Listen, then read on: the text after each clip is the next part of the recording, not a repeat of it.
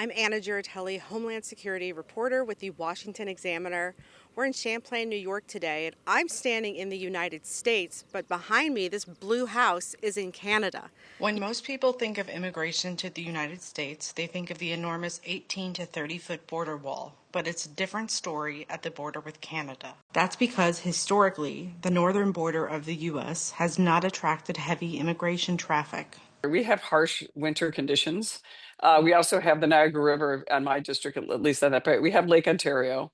And also we have, the St. Lawrence Seaway going up into the northern part of the district and on the border. However, over the last year, illegal immigrants from 100 countries have been apprehended by federal law enforcement authorities along the northern border. The 5,500-mile northern border stretches nearly 3 times as long as the 1,950-mile Mexico border and is the longest land border in the world. On a recent ride-along with U.S. Customs and Border Protection, they told us why this otherwise quiet part of New York has seen the recent uptick in traffic.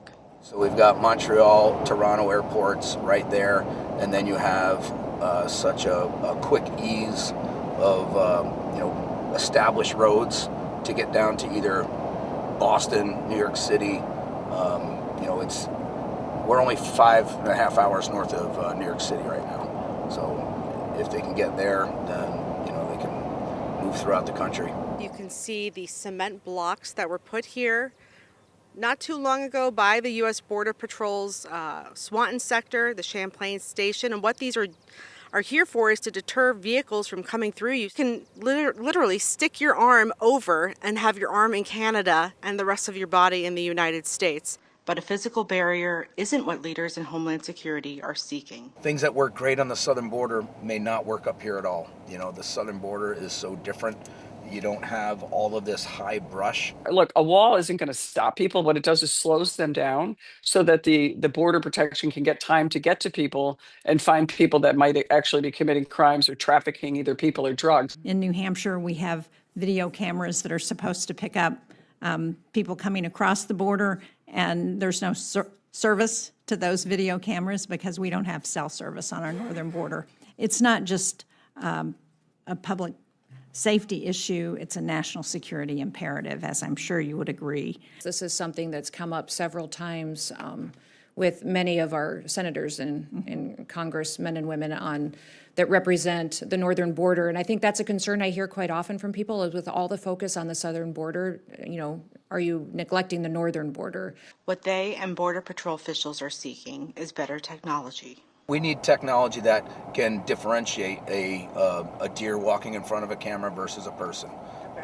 We need technology that can then, track that subject. So, instead of a person needing to sit there behind a joystick and follow a group across an area, that the computer's doing it. I think more technology and more manpower to be able to monitor this border is certainly helpful. They are coming up with technology that will, detect heat sources even through foliage. Border Patrol was able to show us some of the limited technology they currently have.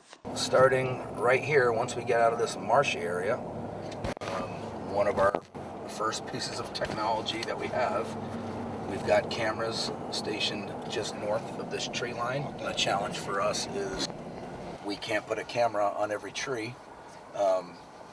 So if the group happens to walk behind it, we don't even know that they came. So that's one of the biggest challenges up here is to even know that we've had an entry. So that's why we're still asking for more technology up here. We need better cameras.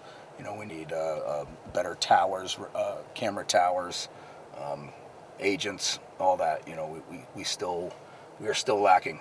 The lack of a wall here on the U.S.-Canada border is what makes it so difficult for Border Patrol to be able to deter and then catch people who are coming across. That's why they're looking for more technology here. I'm Anna Giratelli for the Washington Examiner in Champlain, New York.